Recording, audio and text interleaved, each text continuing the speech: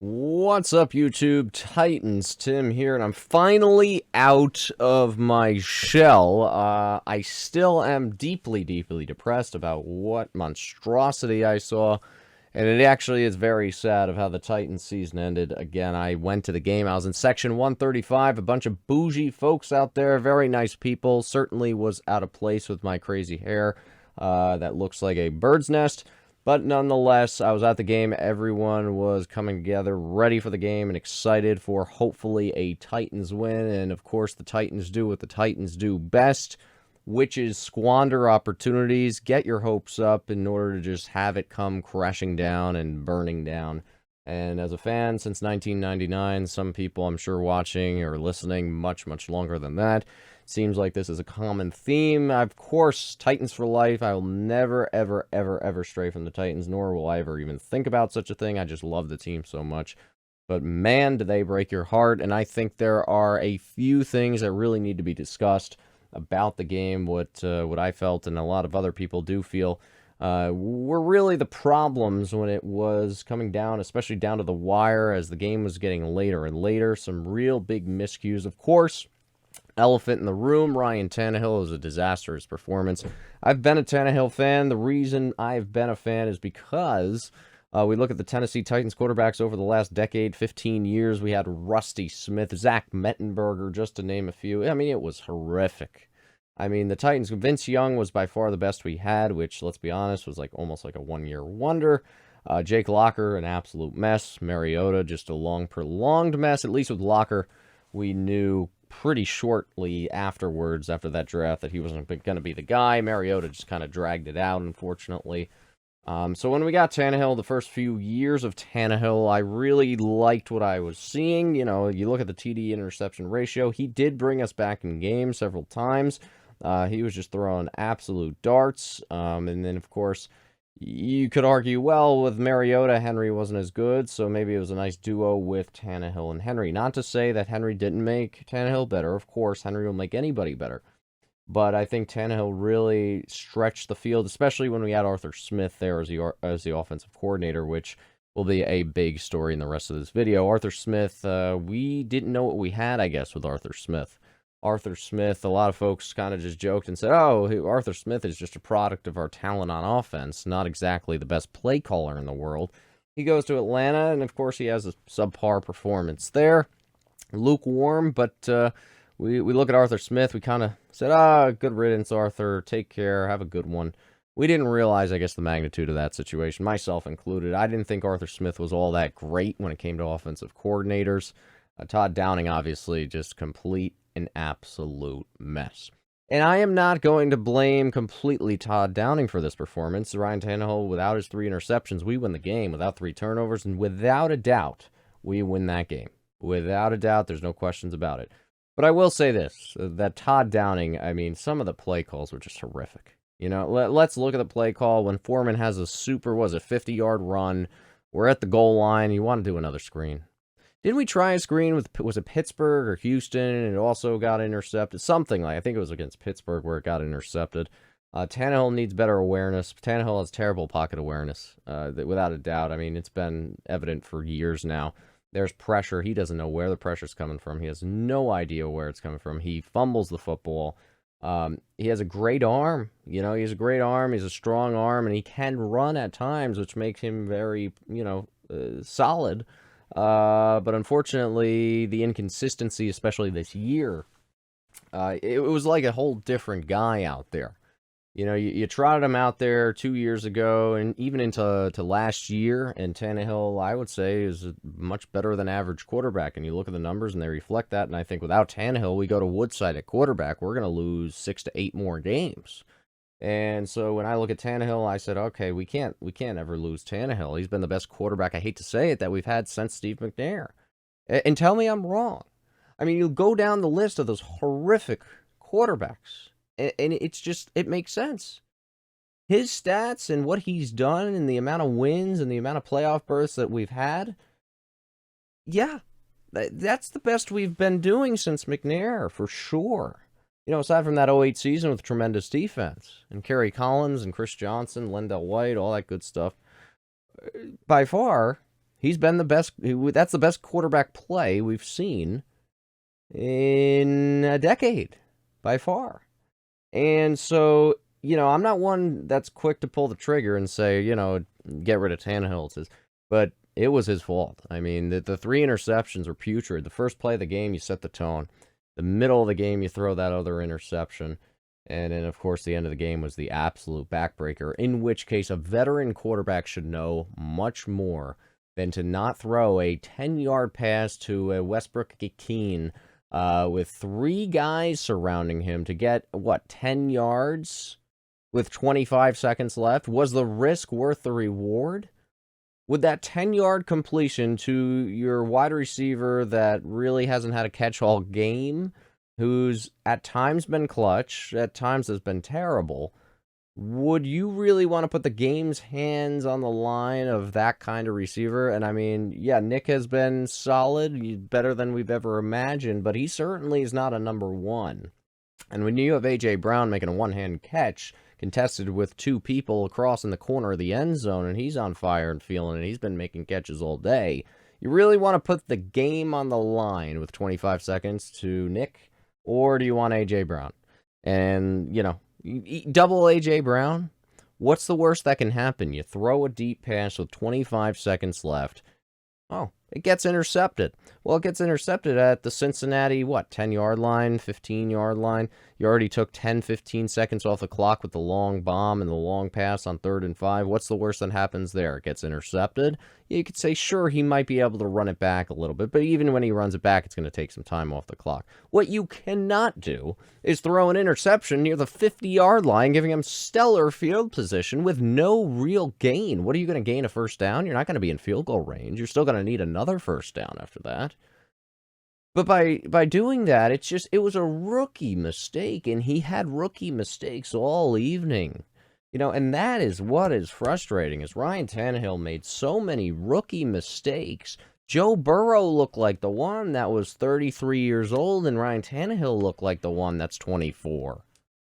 Joe Burrow took a bunch of sacks, but he certainly didn't throw an errant pass and get intercepted. And we saw this against Houston when Tannehill had 4 interceptions. He cost us the game. Against Pittsburgh, he had some terrible decisions and terrible throws. And just going back of the play calling, again, Tannehill's not the only culprit. He's the main culprit. But Downing is just as bad. When you're making those horrific play calls and Tannehill was not throwing the ball well, why are you throwing a screen at the goal line on first down? When you just had Foreman running all over the place, why would you not continue to run Foreman? And that also is what drives me nuts, is when we had Foreman for 2 months and Henry was out, Foreman filled in tremendously, absolutely tremendously. Top 5 running back when you look at the stats, almost 1,000 yards on the year, on the half year, whatever you want to say. This guy has been really, really solid, and no one talks about him. Why? Because when you think of Titans, you don't think of Foreman. You think of Derrick Henry. And I love Derrick Henry. I love me some Derrick Henry, but the issue with this was he clearly wasn't 100%. He had the metal in his shoe and his foot, and so he was not effective at all. And you might say, oh, well, a 50% Henry is better than any other running. No, that's incorrect. I'm sorry, but a 50% Derrick Henry is far, far worse than what we had in Foreman and Hilliard here. Down the stretch, it was Foreman. It was Foreman that really carried the load down the stretch. We didn't have Foreman down the stretch, we're not going to win most of those games. And when you have Foreman, who had 4 carries for 64 yards? And we have Henry, who has 20 carries for 61. I mean, hello? Is there something in your mind that's clicking and saying, hey, he doesn't have it. He's our star player. He's the money player. We pay him so much money. He's the face of the franchise. He's the face of the team. But at some point, you have to recognize and say, we're just force-feeding Derrick Henry the ball because his name is Derrick Henry and because he wants the ball. And I'm sorry, Derrick Henry, and I love Derrick Henry, but he should not have played there today. Or if he did play, don't give him 20 carries. Give him 5, see how he does. And that should have been clear from the 2-point conversion, which itself was controversial. The 2-point conversion, he normally gets through and pushes into the goal line. He didn't do it. 3rd and 1, he didn't do it. 4th and 1 with 7 minutes to go, he couldn't do it. He got knocked backwards. And how many times did we see during the game Derrick Henry not have the burst, not have the explosiveness, not have the strength to break tackles? It was clear. And the fact that Downing just says, oh, we have Henry, we're going to keep using him, that's what got him injured in the first place, because he's obsessed with Derrick Henry. He says he's the one that's going to keep me with a job, so I'm going to use my best player until I run him to the ground, he gets injured, give him 35 carries a game, and all of a sudden now everything's going to be fine, and I'll keep my job because I'm using the best player we possibly have on the field. And I'll be honest with you, the best player on the offense, the most talented player alongside A.J. Brown is by far is Derrick Henry. Right? And Derrick Henry's our star player, and I understand that. But when he is injured, and when he is not effective at all, there is no reason to continue to force-feed him the ball. When you have serviceable running backs in Foreman and Hilliard, especially Foreman that broke that long 50-yard run, just continuing to plow through, keeping his balance, hand on the ground, but did not go down, it's depressing. It's depressing because the simple coaching decisions, I feel like, with the offensive coordinator Downing, he should have recognized Henry don't got it today. He doesn't have it. I'm sorry, Derrick. I would love you to be out here, and I think everybody in the crowd would love you to be out here, but we've seen enough. We really want to give Foreman some share. And Foreman should have got more share because he was effective. Derrick Henry was not. And again, that's no discredit to Henry. I love him, but he just wasn't healthy. And that's the matter of the fact. And I hate to say this, but the reality of the situation is as well, is if Derrick Henry doesn't play that game, Titans win the game. I'm going to put it out there. I think if Derrick Henry does not play that game, the Titans win the ball game. I mean, that's controversial, sure. But do I think that's the case? I do. Because he was just so ineffective. Tannehill was just terrible. Some of the play calling was awful. The defense, what a wasted, fantastic performance from Simmons, Landry, Autry, Bud Dupree, company. You know, Fulton, he did enough to keep Jamar Chase out of the, Jamar Chase had his big catches for sure. And statistically, you look at it and you say, well, Chase was great. Well, he was. But he's been great forever here all season. And for what it's worth, Fulton kept him out of the end zone. And at the end of the day, the other guys, T. Higgins, forget about it. Boyd, forget about it. The tight end, done. It was just a tremendous effort on defense wasted.